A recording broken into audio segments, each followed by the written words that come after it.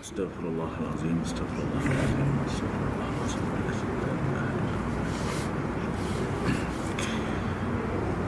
A'udzu billahi minasyaitonir rajim. Bismillahirrahmanirrahim. Assalamualaikum warahmatullahi wabarakatuh. Nahmaduhu wa nasta'inuhu wa nastaghfiruh wa na'udzu billahi may yahdihillahu fala mudilla lahu wa may yudlil fala hadiya lahu. Asyhadu an la ilaha illallah wahdahu la syarika lah wa asyhadu anna Muhammadan abduhu wa rasuluh. Subhanaka la ilma lana illa ma 'allamtana innaka antal alimul hakim.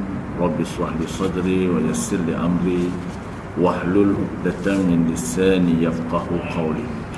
Allahumma rzuqna fahman nabiyyin wal mursalin wa ilhamil malaikatil muqarrabin. Amma ba'du, fala haula wala quwwata illa billahil aliyyil azim.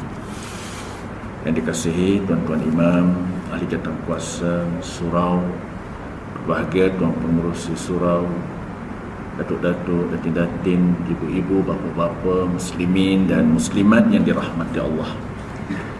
Alhamdulillah, summa alhamdulillah. Pertamanya marilah sama-sama pada malam ini kita terlebih dahulu memanjatkan ucapan kesyukuran kita kehadap Allah Subhanahu Wa Taala, ya, kerana dengan izinnya kita dapat sekali lagi dipertemukan oleh Allah dalam pengajian kitab kita, yakni kitab Penawar Bagi Hati, yang mana mudah-mudahan kita mengharapkan dengan kehadiran kita pada malam ini merupakan di antara insan-insan yang terpilih, ya, kerana di antara tanda-tanda orang-orang yang mendapat kasih sayang Allah Subhanahu Wa Taala apabila digerakkan hati kita, rasa seronok bila kita berada di dalam majlis ilmu, ya, dan rasa tenang hati kita bila berada di dalam rumah Allah Subhanahu Wa Taala.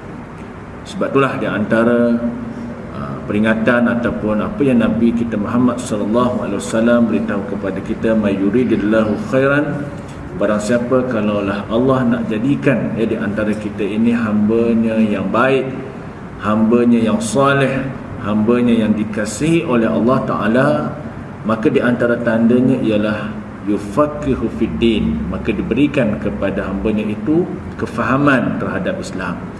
Maka di antara tanda orang-orang yang diberikan kefahaman ini ialah orang-orang yang hatinya, ya, rasa tenang dan rasa seronok, ya, untuk datang ke majlis ilmu, ya, terutamanya ke rumah Allah Subhanahu Wa Taala.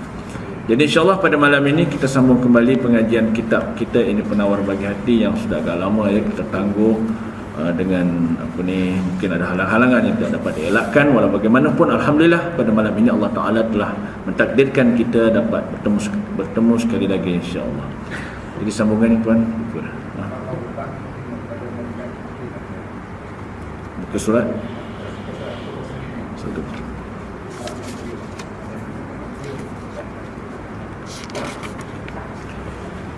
Bismillahirrahmanirrahim. Kita masuk bab yang kelima, ya. Di antara salah satu di antara sifat-sifat mazmumah ataupun sifat yang tercela yang boleh merosakkan amal ibadah kita. Jadi amal ini boleh rosak. Amal ini, maknanya rosak ni, amal ni tak diterima oleh Allah Ta'ala. Sebab tu kita kena mengaji, ya. Maksud mengaji ni maknanya kita kena ada ilmu supaya kita faham di antara amalan-amalan itu boleh tertolak, amalan-amalan itu boleh binasa disebabkan di antara sifat-sifat mazmumah ini jika ada di dalam hati kita, ya. Bukan makna kita hukum orang itu, maksudnya di antara hukum keluar daripada kenyataan kita, oh kamu sembahyang tidak sah, ya. Kita cuma menyatakan tanda-tanda orang-orang yang solatnya tidak diterima, tanda-tanda orang-orang yang ibadah hajinya tidak diterima, tanda-tanda orang-orang yang bersedekah, amal sedekahnya itu tidak diterima oleh Allah Subhanahu Wa Taala. Maka tanda inilah yang disebut oleh Nabi kita Muhammad sallallahu alaihi wasallam, yang diceritakan oleh Allah Subhanahu Wa Taala dalam Al-Quran. Tujuan apa dia? Tujuan supaya kita dapat memelihara hati kita, supaya hati ini tidak ada sifat ini, ya, yakni sifat mazmumah. Jadi di antara salah satu di antara 10 sifat mazmumah yang boleh menghalang amal ibadah kita, yang boleh membinasakan segala amal jariah kita, ialah bab yang kelima pada menyatakan kikir, ya, ataupun kasih akan harta. Ketahui olehmu, kata tuan kitab kita ini, bahawasanya kikir itu setengah daripada sebesar-besar yang boleh membinasakan. Ya, maknanya sifat kikir ataupun dalam segi bahasanya sifat kedekut, ia merupakan di antara setengah daripada sebesar-besar yang boleh membinasakan. Seperti mana firman Allah Subhanahu wa taala, a'udzubillahi minasyaitonir rajim, wa may yuqashuha nafsihi faulaika humul muflihun. Dan barang siapa dipelihara akan dia daripada sifat kikir di dalam hatinya, di dalam dirinya, maka mereka itu dua yang mendapat kemenangan di sisi Allah Subhanahu wa taala. Ya. Dan firman-Nya lagi, wala yahsabanna alladhina yabkhaluna bima atahumullahu min fadlih. Dan jangan menyangka oleh mereka yang kikir, mereka itu dengan barang yang memberi akan mereka itu oleh Allah Ta'ala daripada limpah kurnia-Nya, ia kebaikan bagi mereka, bahkan ia merupakan kejahatan bagi mereka. Surah Ali Imran ayat 180. Artinya, jangan menyangka mereka itu akan bahawasanya kikir mereka itu kebaikan bagi mereka, bahkan kikir itu kejahatan bagi mereka, selagi akan dijadikan harta yang kikir mereka itu dengan dia, yakni harta yang kikir, harta yang kita terlalu sayang hingga susah untuk kita menderma, hingga susah untuk kita membelanjakan di jalan Allah. Maka harta yang kita kedekut itu, harta yang kita tak mau keluar, itulah nanti akan menjadi kalung daripada api neraka dan akan dikalungkan pada leher mereka pada hari kiamat. Dan sabda Nabi SAW lagi, iyyakum wasyuha fa innama halaka man kana qablakum bisyuhi. Jauhkan oleh kamu akan diri kamu daripada kikir, dan akan kikir yakni kedekut daripada kamu, kerana hanya senya binasa umat yang ada ia dahulu daripada kamu dengan sebab kikir, dengan sebab kedekut, ataupun dalam bahasa kita sekarang ni dengan sebab bakhilnya, ya, untuk menginfakkan hartanya itu di jalan Allah Subhanahu wa taala. Jadi sidang jemaah yang dirahmati Allah, ya, kita dengar tadi beberapa dalil daripada Allah Subhanahu wa taala, daripada Al-Quran, dan dalil daripada Nabi sallallahu alaihi wasallam. Jadi di antara disebut oleh tuan kitab kita ini perkara yang boleh membinasakan amal kita. Ya, maknanya amal soleh kita itu akan rosak, akan binasa bila mana ada sifat kedekut di dalam hati kita. Maka sifat kedekut itulah sebenarnya sifat yang menghalang amal kita tadi naik hingga, ya, tersekat, tergantung amal itu tidak akan dapat melepasi salah satu di antara 7 pintu langit yang mana setiap amal kita ni, solat, ya, seperti mana kita datang malam ni, kemudian haji kita mungkin, bila dibawa naik, setiap pintu langit ni ada malaikat yang menjaga, ya, dan malaikat-malaikat ini diamanahkan oleh Allah Ta'ala setiap pintu ni. Apakah di antara perkara yang menghalang amal kita ni sampai? Solat kita tak diterima, ibadah kita tidak diterima. Pintu langit yang pertama di antara amal yang menghalang, apabila adanya dalam hati kita ini ataupun dalam perbuatan kita yang disebutkan sifat mazmumah, yakni lidah kita itu suka mengumpat, suka mengata orang di belakang, dalam arti kata untuk memburukkan dan mengaibkan orang. Maka perkataan itulah yang menghalang hingga kerana pintu langit itu tidak dibuka oleh Allah Ta'ala. Mana amal tu tak sampai, tak lepas. lalu diperonyok kata Nabi, lalu dibaling, amal kita hancur berkecai di dunia. Ya, dan di antara pintu langit itu juga, pintu langit yang seterusnya, kedua, ketiga, tak silap yang keempat, maka pintu langit itu tidak dibuka amal itu. Mungkin alhamdulillah lidah kita tak mengata orang, lepas amal tu naik. Tetapi di antara pintu langit yang menyebabkan amal kita tidak lepas, bila ada sifat kedekut dalam diri kita. Sebab itu Allah Ta'ala ingatkan kepada kita, ya, jangan kamu menyangka, kata Allah, mereka yang kikir, yang kedekut dengan barang mereka, hinggakan walaupun mereka ini orang yang kedekut, tetapi segala harta, kemewahan, kekayaan mereka dapat. Dan jangan kamu menyangka, kata Allah, segala kemewahan, kekayaan yang mereka dapat ini merupakan di antara rahmat yang Allah berikan kepada mereka. Tetapi sebaliknya, segala kekayaan dan kemewahan itu merupakan di antara kejahatan pada mereka. Sebab itu semakin kita lihat orang ini, bila mana dia makin kedekut makin kaya, makin kedekut makin kaya, kan. Sebenarnya kekayaan itulah harta yang banyak, ya, kemudian mungkin kenderaan yang banyak, projek yang banyak, maka segala yang dia dapat tu, yang banyak itulah merupakan di antara beban dia nanti di akhirat.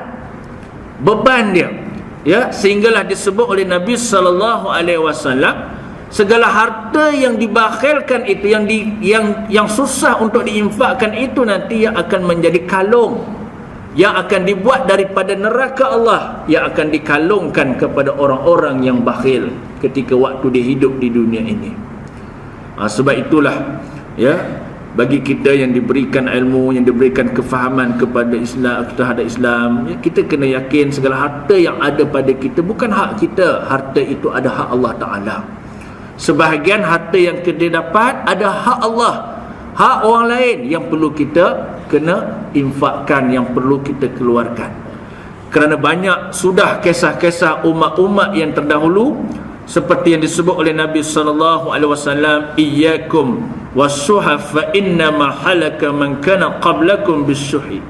Jauhkan oleh kamu, kata Nabi, akan diri kamu daripada sifat kikir, sifat kedekut, ya, kerana hanya senya umat-umat dulu banyak yang dibinasakan oleh Allah, dihancurkan oleh Allah. Disebabkan apa?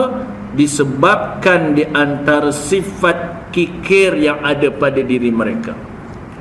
Nampak tak? Sebab sifat kedekut itulah yang menyebabkan umat-umat terdahulu dibinasakan. Kita boleh lihat kisah Qarun misalnya. Qarun diberikan nikmat kemewahan, kekayaan yang banyak, tetapi akhir kesudahan Qarun, apa yang berlaku pada dirinya? Ya, dibinasakan oleh Allah, ditenggelamkan. Ya, bukan hanya dirinya saja, segala harta bendanya, segala tempat kediamannya Allah tenggelamkan. Ya, hancur ranap segala apa yang ada pada diri Qarun.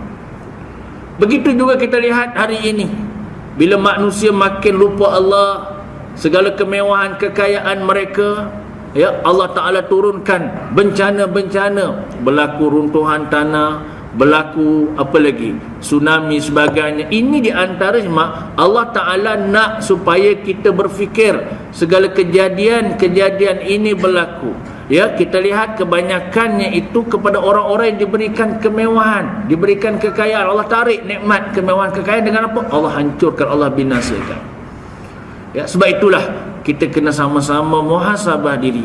Kita jauhkan, minta kepada Allah supaya dijauhkan daripada sifat kikir, sifat kedekut. Ya, kita infakkanlah harta kita. Tak mampu bagi banyak, bagilah berapa yang mampu. Yang penting adalah maknanya, ya, penisaham kita ataupun sedekah kita tadi untuk Allah Subhanahu Wa Taala. Baik, itu di antara yang disebutkan oleh Nabi kita Muhammad sallallahu alaihi wasallam, bagaimana umat-umat yang terdahulu dibinasakan. Apatah lagi lah dalam kehidupan kita, ya, kita sebagai seorang ayah, seorang suami, maknanya di situ tanggungjawab kita sebagai suami, sebagai ayah kepada orang yang di bawah tanggungan kita. janganlah kita sebagai suami yang kikir, suami yang kedekut.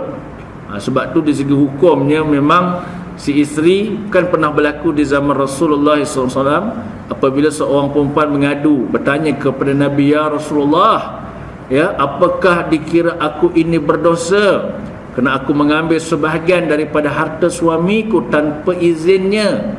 Lalu Nabi tanya, kenapa? Kerana suamiku ni susah nak mengeluarkan hartanya ataupun duitnya untuk memberi nafkah kepadaku. Maka Nabi kata tidak salah seorang isteri ambil sedikit daripada harta suami, kerana dalam harta suami itu ada hak kepada isterinya. Ya, begitu juga anak di bawah tanggungannya. Maka tanggungjawab ini merupakan kewajipan yang perlu ditunaikan. Ini dalam soal keluarga. Ya, kalau dalam soal pemimpin dalam masyarakat, pemimpin merupakan di antara orang-orang yang diamanahkan. Ya, yang diamanahkan Allah Ta'ala, Allah amanahkan. Bila Allah amanahkan, ya, kita menjadi khalifah di muka bumi, dan kemudian kita juga melantik pemimpin itu juga merupakan kita yang diamanahkan. Maka janganlah di antara pemimpin yang diamanahkan ini pemimpin yang ada sifat kikir, sifat bakhil, ya, hingga menyebabkan segala kemewahan, kekayaan, harta yang dapat daripada sumber hasil bumi, hasil negeri, hasil negara itu tidak dibelanjakan pada jalan-jalan yang sepatutnya dikeluarkan. Ya, maknanya mungkin hak yang sepatut diberi, hak rakyat yang ada di bawah. Apa hak mereka? Hak yang perlu dijaga. Ya, disebut sebagai kebajikan yang perlu ditunaikan. Ini kewajipan. Soalnya hari ini bila kita tidak faham Islam, ni yang ramai hari ini. Diungkit balik. Tak kenang jasa, tak kenang budi. Dulu siapa yang bantu, siapa yang ni, kan? Orang yang macam ni seolah-olah dalam peribahasanya orang yang buruk siku, kan? Maknanya dah dibagi, kemudian diungkit balik. Sedangkan itu tanggungjawab yang perlu ditunaikan. Tak kiralah siapa pun orang-orang yang dipilih untuk menjadi khalifah, ia merupakan amanah. Macam kita lah sebagai ibu, sebagai ayah, tanggungjawab kita bagi nafkah. Jangan kedekut, bagi nafkah. Makin banyak harta kita bagi, keluarkan. Yang penting kita belanjakan di jalan yang betul. Ya, tiba-tiba bila kita dah bagi makan pada anak, dah besarkan anak berjaya, kita ungkit balik anak kita. Kita ungkit ke pemberian dulu, kamu kecil ni bagi makan. Ya, kita ungkit balik. Siapa kita sebenarnya jemaah yang dirahmati Allah? Ya, jadi kita kena buangkan sifat ini. Kerana orang yang kikir ni, kita kena ingat, kita takut, ya, orang yang ada di bawah tanggungannya, tak kiralah anak ke, isteri ke, apatah lagi kalau rakyat yang berada di bawah, mendoakan agar orang yang kikir ini mendapat, ya, maknanya apa? Tanggungjawab dan balasan dari Allah Subhanahu Wa Taala. Kerana ada satu kisah yang berlaku di zaman, ya, di zaman ulama salafus salih, ya, ada seorang yang bernama Al-Hajjaj. Al-Hajjaj ini dia telah diamanahkan menjadi gubernur di Mekah pada waktu itu. Gubernur ni mungkin pada waktu itu sebagai menteri besar lah, untuk mudah bahasanya, kan. Dia dilantik menjadi menteri besar di kota Mekah. Al-Hajjaj ini, ya, bila mana dia diamanahkan menjadi menteri besar di Mekah, segala harta hasil bumi Mekah itu yang sepatutnya dibelanjakan, ya, kepada rakyat yang ada di bawah, tiba-tiba Al-Hajjaj ini tidak amanah dengan jawatan yang dipegang. Hasil daripada bumi itu dibelanjakan banyak untuk peribadi dia. Makin mewah, makin kaya. Diberikan rakyat itu hanya sekadar gula-gula je. Bila ada kepentingan dia bagi. Tetapi sebenarnya Al-Hajjaj, ya, ia merupakan pemimpin yang menyalahgunakan kuasanya tadi. Segala hasil kemewahan itu dia hanya mengutamakan untuk dirinya, keluarganya semata-mata. Mengakibatkan rakyat yang ada di bawah ni kisah ni zaman dulu, kan, menyebabkan rakyat marah kepada pemimpin yang bernama Al-Hajjaj pada waktu itu. Suatu hari Al-Hajjaj ini dia menyamar macam orang biasa. Dia nak tengok, ya, bagaimana keadaan rakyatnya yang pada waktu itu yang dipimpin olehnya. Lalu dia pun masuklah ke kampung. Bila masuk ke kampung, dia bertemu dengan seorang petani yang dah berumur, yang dah tua. Lalu Al-Hajjaj pun bertanya, "Wahai pakcik, saya nak tanya kepada kamu, bagaimanakah pandangan kamu tentang wali ataupun pemerintah yang ada di negeri ini?"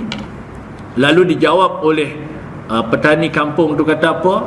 Katanya, "Saya sebagai petani susah hidup, saya amat benci sekali bila mendengar pemimpin ataupun ketua pemerintah di negeri ini yang bernama Al-Hajjaj." Padahal yang bertanya itu ya Al-Hajjaj lah.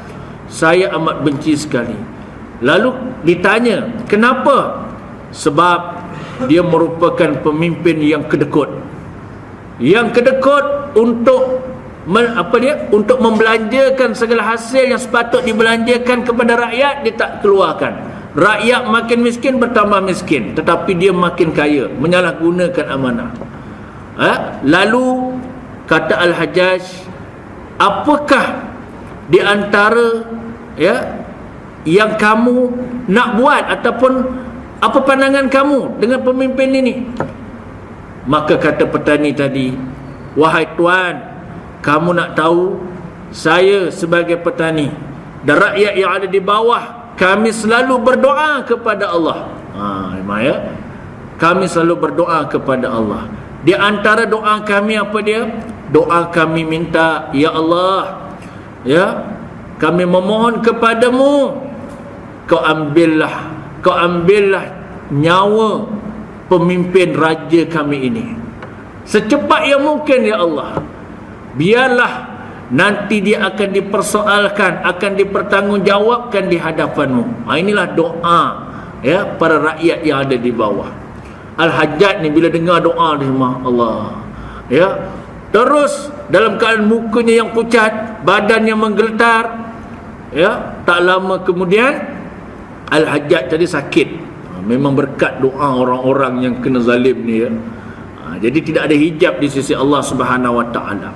Bila sakit tadi, hingga menyebabkan sakitnya itu diambang sakaratul maut, datang seorang sahabat yang bernama Muaz pergi menziarahi Al-Hajjaj. Lalu bertanya, "Wahai Al-Hajjaj, bagaimana keadaan kamu pada waktu ini?" Lalu kata Al-Hajjaj, "Aku sekarang dalam keadaan yang amat menyakitkan. Aku mengharapkan keampunan Allah. Aku sekarang sedang bertarung." Apa yang sedang bertarung? Bertarung dengan sakaratul maut. "Aku hanya mengharapkan agar aku diampunkan oleh Allah. Rakyat yang ada di bawah aku mengampunkan dan mendoakan aku dan dapat memaafkan aku." Sampai macam tu. Sebab itulah Nabi SAW ingatkan kepada kita, tak kiralah baik kita sebagai individu, jangan ada sifat kikir dalam diri kita. Baik kita dalam keluarga, jangan ada sifat kikir. Apatah lagi kalau kita sebagai khalifah yang diamanahkan, jangan kita gunakan segala kemewahan, kekayaan yang ada itu menyebabkan kita jadi kikir. Bila kita kikir, kita kena ingat kemewahan, kekayaan yang kita dapat itu sebenarnya bukan tanda limpah kurnianya ataupun rahmat Allah, tetapi sebaliknya kemewahan, kekayaan itu merupakan di antara perkara yang membebankan kita dan menyebabkan kehidupan kita tidak mendapat rahmat, dan keadaan kita di akhirat akan dikalungkan, kata Nabi, dengan harta yang kita kikirkan itu yang dijadikan dari api neraka Allah, na'udzubillah. Dan kemudian sedang jemaah rahmati Allah, Nabi SAW mengatakan lagi, "Thalathun muhlikatun syuhun murta'un wa hawan muttaba'un wa ijabul mar'i binafsih." Bermula, kata Nabi, 3 perkara sebab bagi binasa. Bermula 3 perkara. 3 perkara ni kalau ada, maka ia boleh membinasakan amal kita, membinasakan diri kita. Mungkin pada zahir nampak kita tak ada pun rasa binasa kan, nampak pada zahirnya. Sebab itu kita boleh lihat ada orang bercakap, ya, dia kata, Ustaz tengok, saya ni sembahyang pun tidak, dah lah tak sembahyang, kemudian kedekut pula, kan, tetapi kehidupan saya mewah, saya kaya. Sedangkan ada orang yang pergi ke masjid, pergi ke surau, hidup mereka tidak kaya, kadang-kadang susah. Kan ramai ya. Kadang-kadang ada orang bertanya, kenapa boleh jadi macam ni?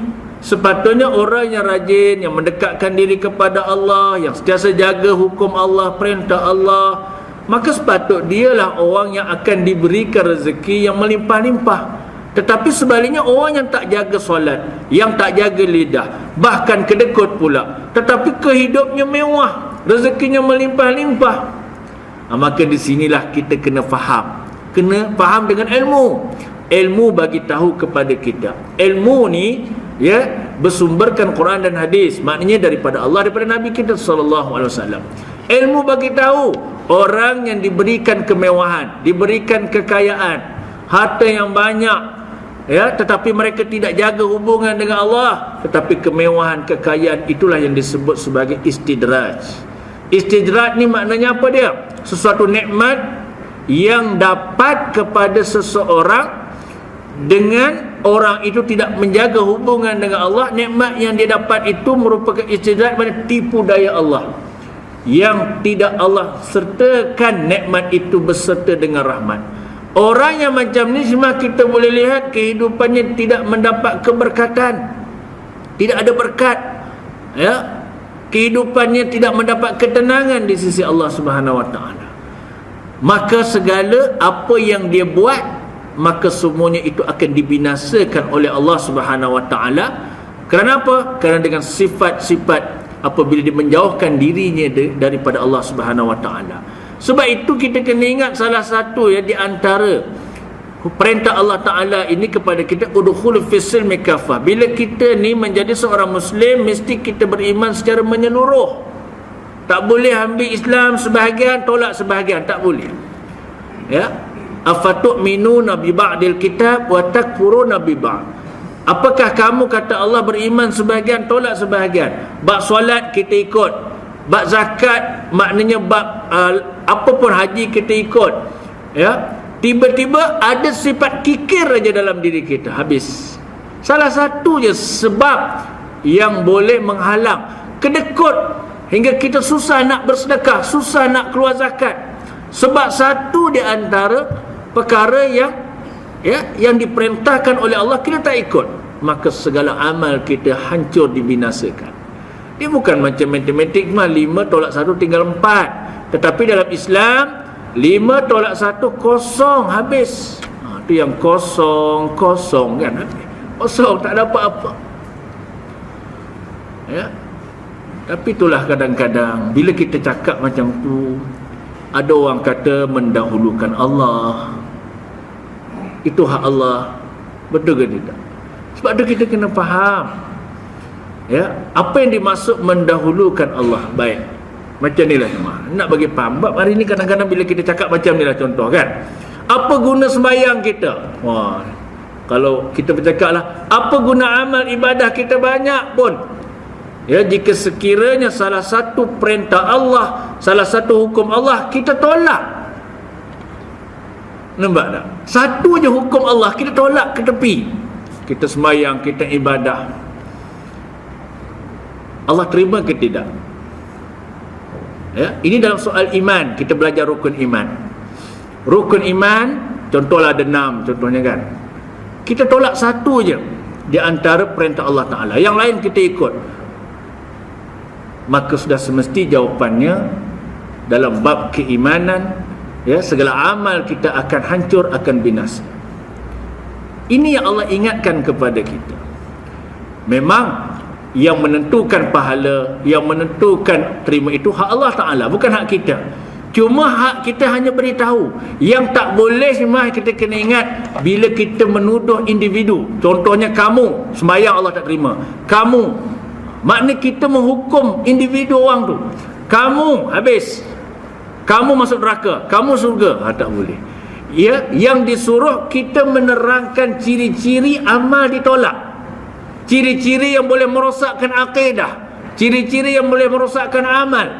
Macam malam ni kita mengaji, kan? Di antara perkara yang merosakkan amal kita, antaranya salah satu sifat kikir. Tu je. Di antara sifat kikir itu boleh membinasakan segala amal ibadah kita.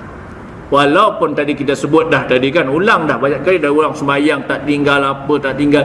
Tiba-tiba kita tak nak dermakan sedikit harta kita di jalan Allah, habis amal kita hancur binasa. Jadi itu yang kita kena faham. Termasuk orang yang riak, orang yang riak menunjuk-nunjuk bila beramal, kan disebut, ya, orang yang bercakap sombong, takbur, tak kira lah. Jadi ini yang kita kena faham. Tetapi itulah, bila kita terangkan bab-bab macam ni, bila kita tak faham penjelasan itu, akhirnya dah kita menyalahkan orang, ya, kita pun mengata orang tu mengambil hak Allah Ta'ala dan sebagainya. Ya, sebenarnya kita sebut awal tadi, kita tak boleh hukum individu. Contoh, kamu tak boleh. Kita boleh terangkan ciri-ciri amal ditolak apa dia. Ya, macam contoh, ya, ibu-ibu yang dirahmati Allah, orang yang sembahyang, tidak semestinya Allah terima amal solatnya jika tidak ada sifat ikhlas dia beribadah. Betul? Ya, dia sembahyang tapi hati tidak ada ikhlas. Kita tak duduk dia. Ini umum antara kita dengan Allah Ta'ala. Orang yang pakai tudung tidak semesti dia mendapat syurga Allah jika sekira dia pakai tudung tadi bukan kerana Allah. Tetapi orang yang tak solat, pasti ke tidak akan mendapat syurga Allah bila dia mati. Ini kita kena faham. Orang yang tak jaga solat, orang yang tak jaga solat, maknanya tak pernah sembahyang. Orang yang sembahyang tak semestinya masuk surga. Tetapi orang yang tak sembahyang pasti tak masuk surga. Sebagai contoh lah, kita faham macam tu je, ya. Orang yang pakai tudung, jaga aurat, tak pasti lagi masuk surga. Betul? Tak pasti lagi. Tetapi orang yang hidupnya dia mendedahkan aurat, tudung tak pernah pakai, keluar rumah, ya, kemudian bercampur gaul lelaki perempuan yang bukan mahram, bersalam-salaman pula, berpeluk-peluk pula contohnya, kan, mati dia, pasti ke masuk surga Allah? Ya, pasti ke tidak semua? Maka jawapannya Allah Ta'ala beri jawapan, kita hanya menyampaikan. Man tarakas salat muta'ammidan faqad kafir jahan. Barang siapa yang tak solat dengan sengaja, maka matinya dalam keadaan kafir. Nampak? Kita baca hadis yang Nabi sebut tadi.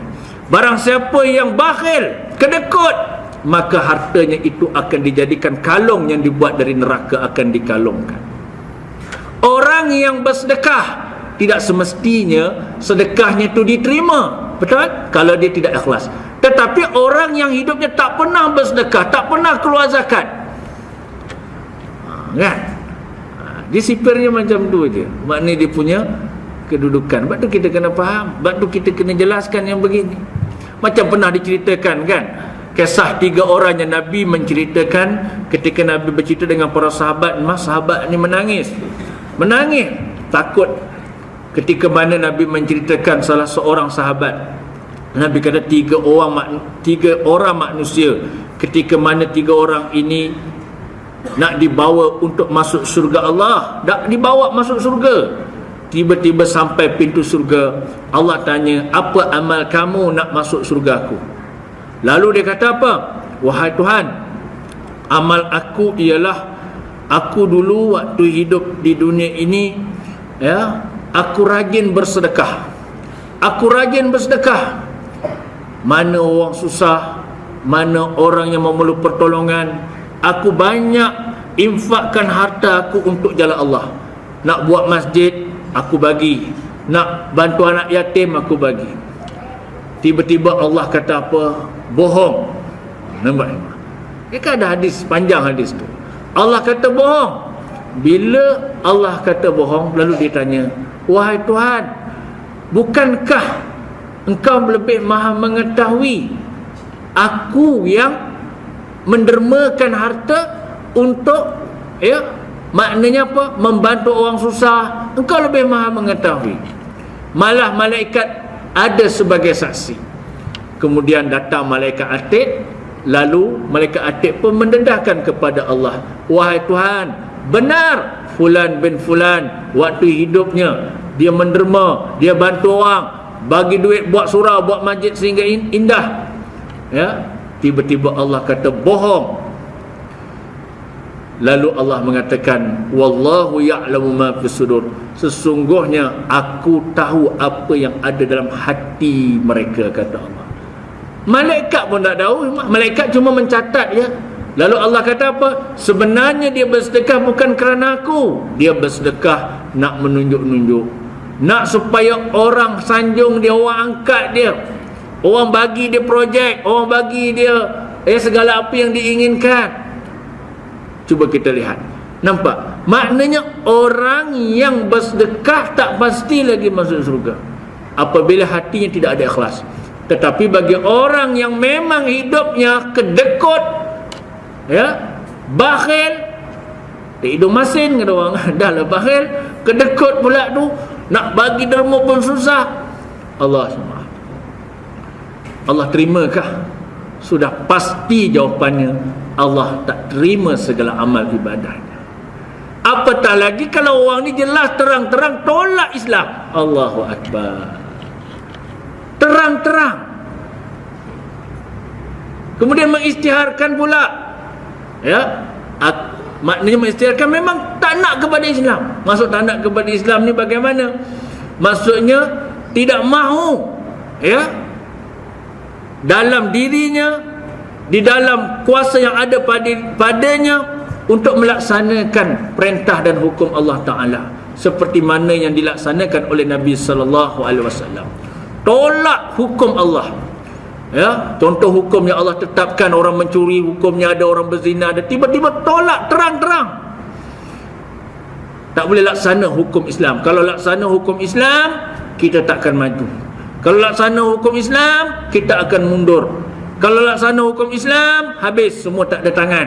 Kalau laksana hukum Islam, keluar macam-macam perkataan dalam lidah kita. Tolak. Sedangkan kita sembahyang, kita pergi Mekah, kita pergi haji, kita buat amal banyak kebajikan, tetapi lidah kita celupa dengan Allah Ta'ala, menafikan salah satu hukum Allah, menidakkan salah satu tuntutan Allah, habis. Jadi ini di antaranya lah. Jadi perkara yang boleh membinasakan amal kita, di antara kikir yang diturut. Kikir, ikut makna hati kita. Kerana sesuatu amalan yang kita lakukan ini, ia bergantung kepada hati ini, arahan daripada hati. Sebab tu hati ini raja, pemimpin dalam diri kita. Kalau pemimpin tu baik, maka rakyat dia jadi baik. Kalau pemimpin tu jahat, habis rakyat yang di bawah pun akan jadi jahat. Maka raja itulah hati kita. Maka di antara sifat yang membinasakan, 3 disebut oleh Nabi SAW, kikir yang diturut. Yang kedua, keinginan yang ikut. Keinginan ni maknanya apa dia? Segala nafsu. Ikut nafsu, bukan ikut wahyu. Tolak wahyu, ikut nafsu. Kan? Ikut nafsu ni, inna nafsa la'ammaratu bisu. Yang penting aku puas sudah. Sebab penyakit orang kita hari ni semua penyakit AAK. Apa penyakit AAK? Apa aku kisah? Orang muda sekarang kan. Apa aku kisah? Tak kisah. Aku tak pedulilah. Yang penting aku sembahyang sudah. Aku pergi Mekah sudah. Hal-hal masyarakat, hal-hal kebajikan, hal-hal rakyat, hal-hal pemerintah, lantaklah dia. Ada orang yang macam tu. Sidang rahmat Allah, kita kena faham. Kita ambil kisah Nabi kita Muhammad sallallahu alaihi wasallam. Baik. Ketika Nabi sallallahu alaihi wasallam nak berhijrah ke Madinah, nampak? Ketika Nabi nak berhijrah ke Madinah, Nabi telah berbai'ah, para sahabat telah berbai'ah dengan Nabi sallallahu alaihi wasallam. Apa makna bai'ah? Bai'ah ni maknanya aku janji. Ya, aku janji. Para sahabat dengan Nabi sallallahu alaihi wasallam. Apa di antaranya? Yang pertama, para sahabat telah beraku janji depan Nabi sallallahu alaihi wasallam. Apa dia? Yang pertama, beriman dengan Allah, beriman dengan Rasul. Dan para sahabat telah berbai'ah nak mengangkat Nabi sebagai khalifah untuk mentadbir kota Madinah pada waktu itu. Ini bai'ah para sahabat. Dan para sahabat berbai'ah untuk bersama-sama dengan Nabi untuk memperjuangkan, untuk berjuang bersama Nabi, untuk membebaskan Makkah daripada jajahan orang-orang kafir musyrik yang menguasai kota Makkah pada waktu itu. Nampak tak? Jadi makna di situ Nabi sallallahu alaihi wasallam dan para sahabat berbai'ah untuk apa? Untuk membebaskan Mekah daripada tawanan orang-orang kafir musyrik pada waktu itu dengan apa? Dengan kuasa yang ada pada Nabi. Sebab tu kuasa ini merupakan salah satu tuntutan yang perlu kita sama-sama jangan AAK, aku tak kisah. Tak boleh memang.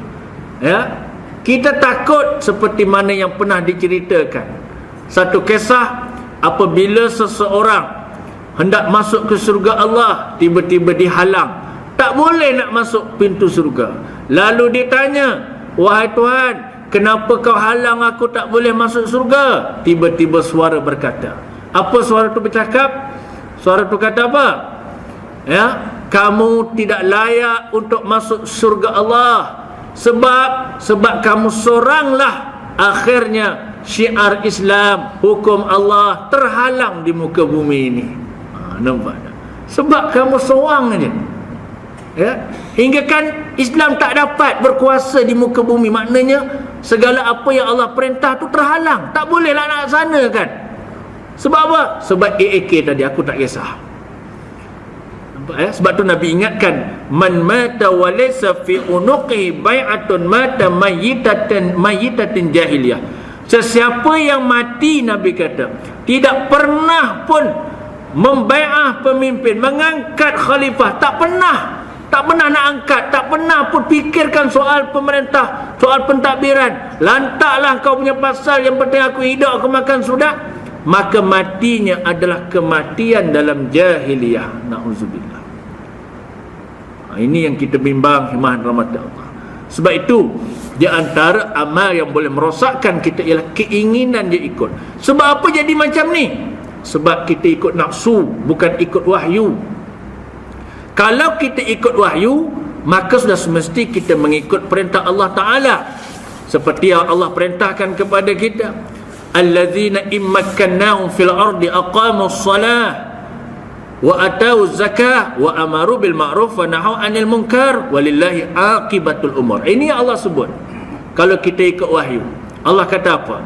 Iaitu mereka umat Islam, jika kami berikan mereka kekuasaan untuk memerintah bumi, nascaya mereka mendirikan solat, mereka memberi zakat, mereka menyuruh berbuat kebaikan serta melarang dari melakukan kejahatan dan perkara yang mungkar. Dan ingatlah, bagi Allah Subhanahu wa taala jualah kesudahan segala urusan. Surah Al-Hajj ayat 41. Ayat ini sebenarnya kita faham ayat ini. Allah Ta'ala bagi tahu kepada kita tentang soal memilih pemimpin ini merupakan di antara tuntutan yang difardukan dalam diri kita. Kemudian Allah terangkan ciri-ciri pemimpin yang kita kena angkat yang bagaimana. Yang pertamanya, pemimpin itu sifatnya mendirikan solat. Nampak? Yang kedua, yang menunaikan zakat. Yang ketiga, melaksanakan amal ma'ruf. Yang keempat, yang mencegah kemungkaran. Ini ciri-ciri yang Allah bagi tahu kepada kita. Jadi kalau dah Allah Ta'ala bagi tahu kita macam ni, jadi macam mana kita boleh cakap aku tak kisah, tak ambil tahu?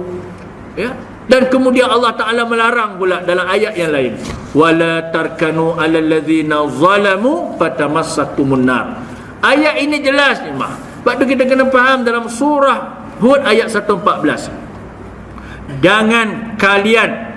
Jangan kamu ya, mengangkat orang yang zalim, ataupun jangan kamu mengikut nafsu kamu, kelak kamu akan dibakar dalam api neraka. Ini yang Allah Ta'ala ingatkan kepada kita. Jadi di antaranya, sebab itulah dalam apapun kehidupan kita, dua perkara, ikut nafsu, ikut wahyu. Ikut nafsu, maka rosaklah amal kita, rosaklah ibadah kita. Itu yang kedua. Dan yang ketiganya,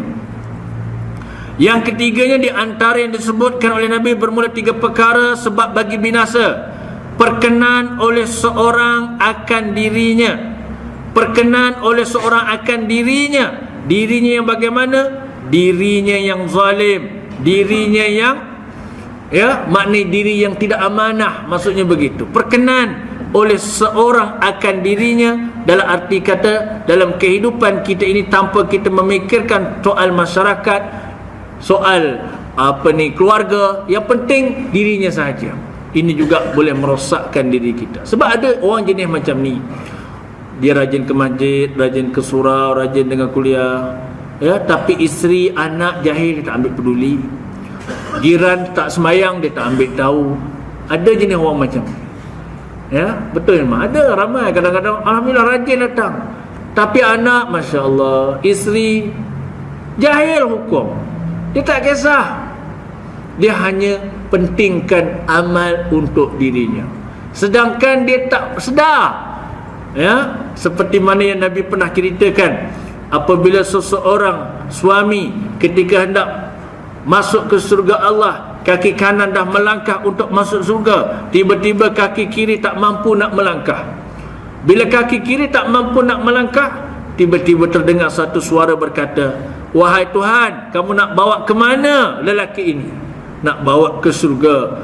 "Wahai Tuhan, dia ni dulu di dunia suami aku, memang jenis suami yang baik, sembahyang tak pernah tinggal, wahai Tuhan, ke masjid, ke surau, rajin dengan kuliah, tetapi aku sebagai isterinya dibiarkan jahil, aku dibiarkan tidak kenalmu, wahai Tuhan." Lalu kata si isteri, "Wahai Tuhan, aku takkan benarkan suami aku masuk surga, wahai Tuhan." Lalu si isteri pegang kaki suami, suami tak mampu nak masuk surga.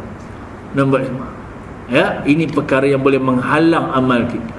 Begitu juga si anak, anak berkata, "Wahai Tuhan, dulu dia ni ayah aku, betul ayah aku ni orang yang taat kepadamu, wahai Tuhan, tetapi ayah aku ini mengabaikan tanggungjawab. Dia sebagai seorang ayah, dia tak pernah pun tanya aku sembahyang ke tidak, dia tak pernah pun nasihat aku. Dulu di dunia aku lalai, aku tak ingat hukummu, wahai Tuhan, ayah tak pernah pun tegur." Akhirnya anak pegang kaki ayah, anak tarik ayah, ayah dihumban ke dalam neraka. Jadi ini di antara 3 perkara yang disebut oleh Nabi SAW yang boleh merosakkan amal kita semua. Ciri-ciri yang boleh merosakkan amal. Jadi kita kena muhasabah diri kita, kena hisablah diri kita. Mudah-mudahan kita tidak ada di antara salah satu ciri-ciri ataupun 3 ciri-ciri ini, insya-Allah.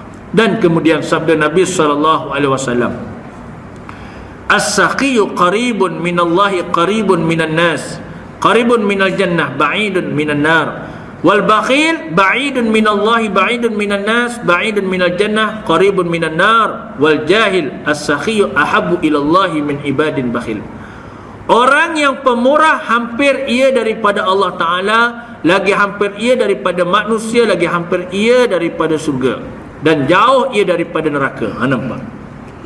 Orang yang pemurah, ya, pemurah ni maknanya bukan pada harta sahaja, pemurah pada ilmunya, pemurah pada tenaganya, ya. Maknanya kemampuan kita, kalau kita tak ada harta, mungkin pemurah kita pada tenaga, kita pergi bantu orang tu, tolong dengan tenaga. Pemurah pada akalnya, dia mempunyai akal yang cerdik, bagikan nasihat, bagikan pandangan, bagikan jalan dia supaya dapat menyelesaikan permasalahan. Jangan kedekut. Sebab tu ilmu ni memang jangan kedekut.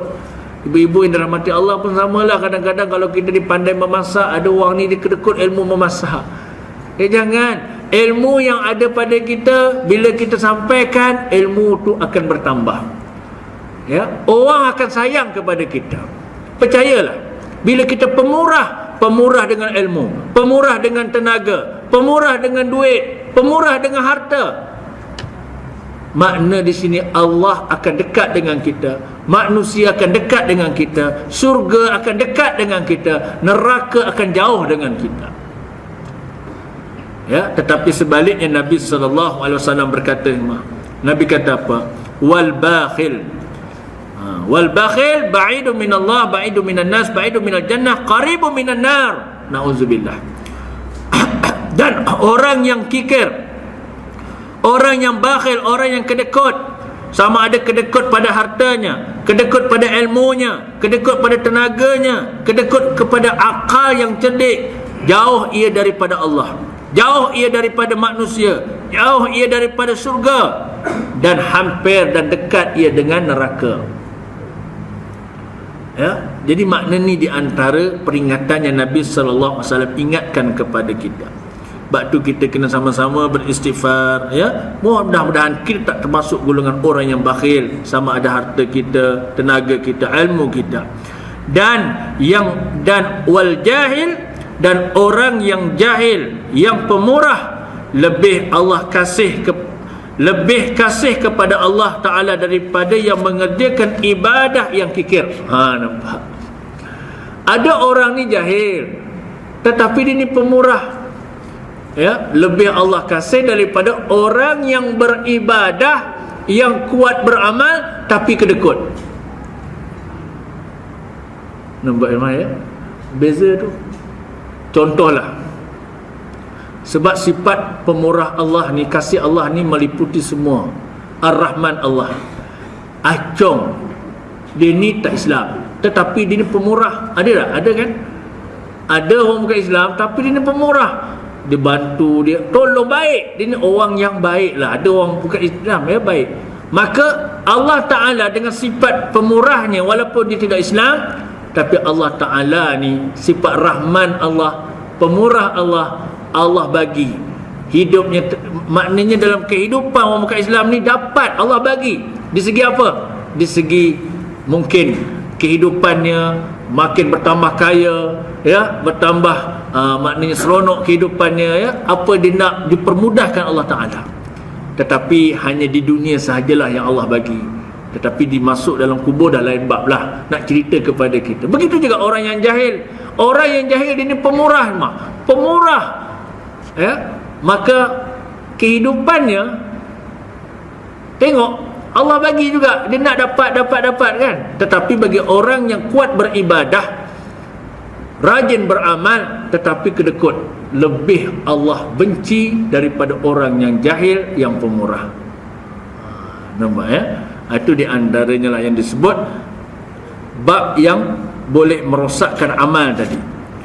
Sebab tu bila kita baca, bila kita menceritakan tentang apa yang Allah ingatkan, apa yang Nabi ingatkan, jelaslah kepada kita, ya.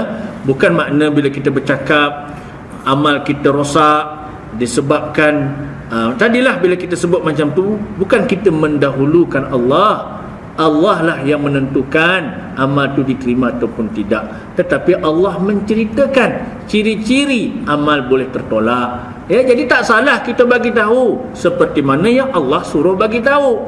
Tak salah kita bagi tahu seperti mana yang Nabi bagi tahu. Kan? Kerana itu yang diperintahkan, itu yang disuruh, supaya kita tidak termasuk dalam golongan orang-orang yang rugi. Ya, yang rugi serugi-ruginya. Nampak tak? Rugi. Macam mana yang kalau kita baca kisah disebut dalam kitab Hikam, ya? Orang baca kitab Hikam, bagaimana disebutkan ada orang yang rajin ke masjid, yang rajin ke surau, tetapi pahala orang yang ke masjid itu didapat kepada orang yang tak ke masjid. Kan terbalik. Orang tu rajin beramal, dia pergi masjid, pergi ke surau, tiba-tiba pahala kita yang datang ni Allah ambil dapat kepada orang yang tak ke masjid.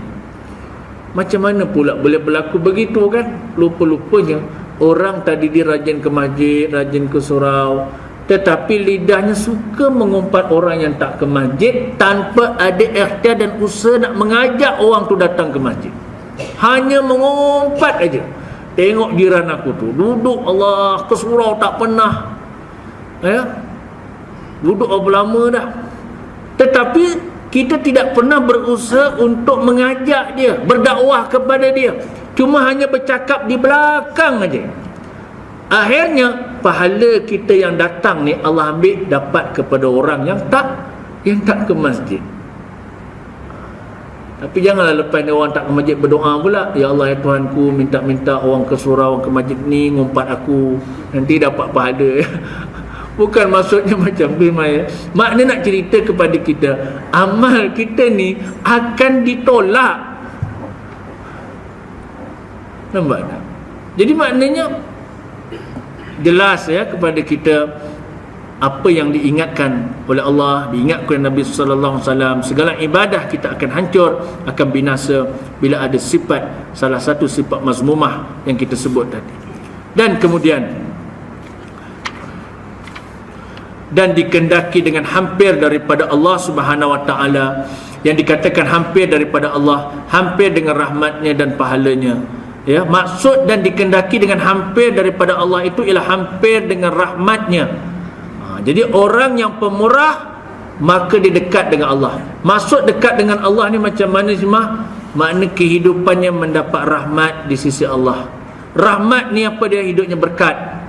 Ya, seperti Allah sebut dalam Quran, walau annal ahlal qura amanu wattaqaw la fatahna alaihim barakatim minas samai wal ard. Dan jikalaulah kata Allah, penduduk dalam sebuah kampung, sebuah negeri itu dia beriman dan bertakwa, maka Allah turunkan keberkatan, rahmat dan berkat.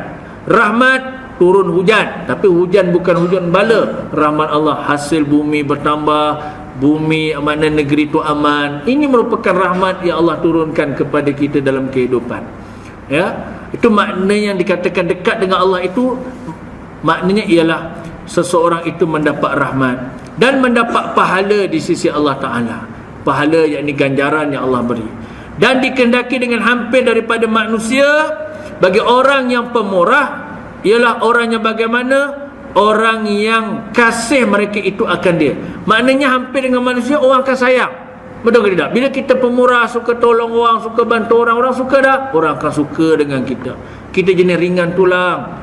Ya, tak dapat tadi harta, kita bantu dengan tenaga kan. Apa yang kita boleh. Dan inilah yang telah dilakukan oleh Nabi sallallahu alaihi wasallam. Sebab itulah kita lihat di dalam sirah, orang suka dengan Nabi, sayang dengan Nabi. Sebab apa? Kerana Nabi ni pemurah. Pemurah Nabi di sudut apa sahaja pun, baik harta, baik dirinya kan. Sebab tu orang sayang dengan Nabi. Begitulah kita, bila orang kita pemurah, dekat dengan manusia, maknanya kasih mereka itu akan dia. Dan dikendaki dengan hampir daripada surga. Yang dikatakan hampir dengan surga bagi orang yang pemurah ini apa dia? Diangkatkan hijab antaranya dan antara surga itu. Maksudnya hampir dengan surga, diangkatkan hijab. Ya, diangkatkan hijab maknanya Allah Ta'ala buka pintu surga. Allah. Maksudnya pintu surga yang bagaimana? Maknanya orang yang pemurah, hatinya ni seronok datang untuk ya ke mana? Jalan-jalan menuju ke surga. Maksudnya apa? Dia suka datang masjid, suka beramal, suka maknanya jalan-jalan menuju ke surga. Dibukakan hijab.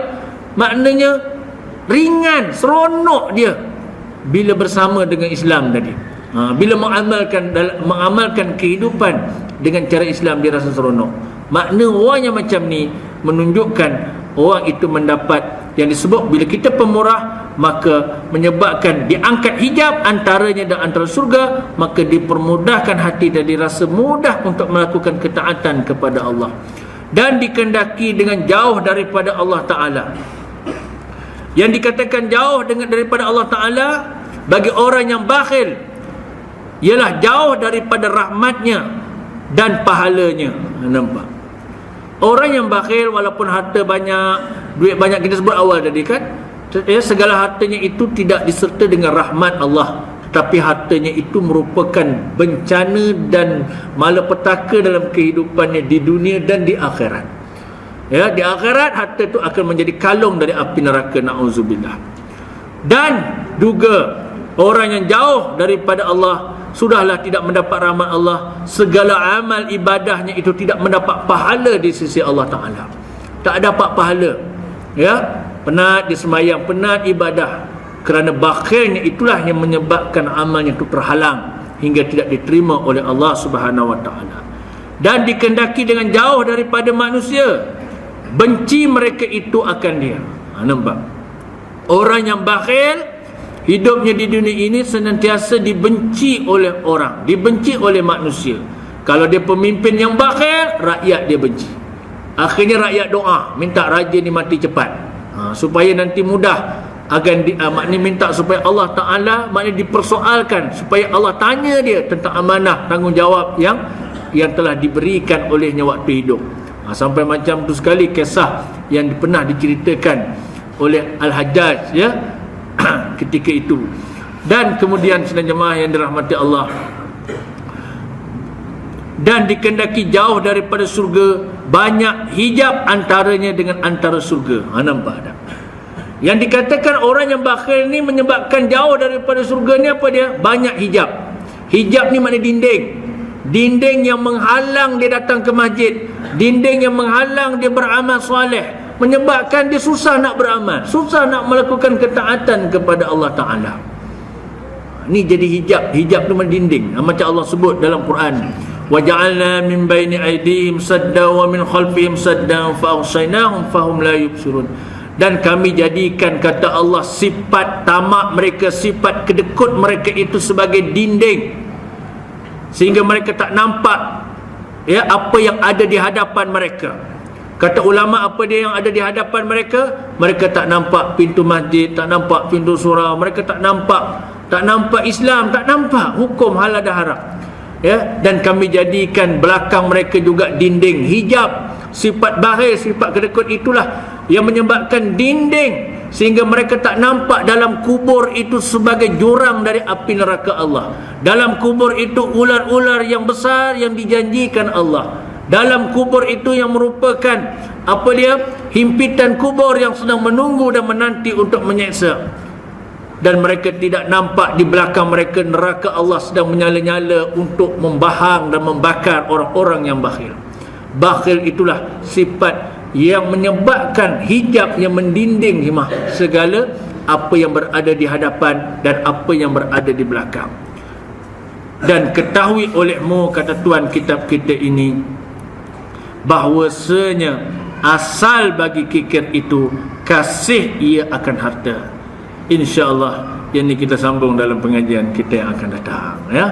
Jadi sekali itulah yang dapat kita kongsi sedikit jemaah tentang apa yang kita dapat huraikan mengenai bab yang kelima pada menyatakan kikir ataupun kasih akan harta di antara sifat mazmumah yang menghalang amal kita, yang menghalang ibadah kita tadi sampai hingga diterima oleh Allah Subhanahu wa taala. Jadi mudah-mudahan apa yang dapat kita kongsi sedikit pada malam ini tentang ilmu mengenai bab kitab penawar bagi hati ini, ia dapat menjadikan diri kita hamba-hamba Allah yang diberikan kefahaman, yang diberikan hidayah dalam apapun keadaan kita, insya-Allah. Jadi sekadar itu, marilah sama-sama kita tangguh dulu dengan sama-sama kita berdoa agar Allah Ta'ala memberkati hidup kita dan merahmati kita dan sentiasa kita mendapat hidayahnya, insya-Allah. Bismillahirrahmanirrahim. Alhamdulillahirrabbilalamin. Wassalatu wassalamu ala asrafil anbiya'i wal mursalin wa ala alihi wa ashabihi ajma'in. Allahumma ya Allah, ya Tuhan kami bersyukur ya Allah dengan nikmat dan rahmat-Mu pada malam ini kami dapat sama-sama berada di dalam rumah-Mu ini ya Allah. Mudah-mudahan segala ilmu yang kami pelajari, ilmu ini dapat memberi manfaat dalam kehidupan kami di dunia dan keadaan kami ketika nanti kami bertemu dengan-Mu ya Allah. Ya Allah, kami juga memohon keampunan terhadap dosa-dosa kami, kedua ibu bapa kami, keluarga kami, sama ada yang hidup apatah lagi yang telah pergi meninggalkan kami. Kami juga memohon ya Allah, berikanlah keselamatan kehidupan kami di dunia, keadaan kami bila kami bertemu dengan-Mu. Kami juga memohon ya Allah agar kami senantiasa mendapat hidayah-Mu, keluarga kami, teman dan kawan-Mu, supaya dalam kehidupan kami ini sentiasa mendapat rahmat dan kasih sayang-Mu ya Allah. Terimalah segala amal kami, segala ibadah kami. Mudah-mudahan amal dan ibadah kami inilah nanti yang akan menjadi teman, yang menjadi kawan, yang akan membantu kami ya Allah ketika nanti kami bertemu dengan-Mu. Rabbana atina fid dunya hasanah wa fil akhirati hasanah wa qina azabannar. Walhamdulillahi rabbil alamin. Wabillahi taufiq wal hidayah. Wassalamualaikum warahmatullahi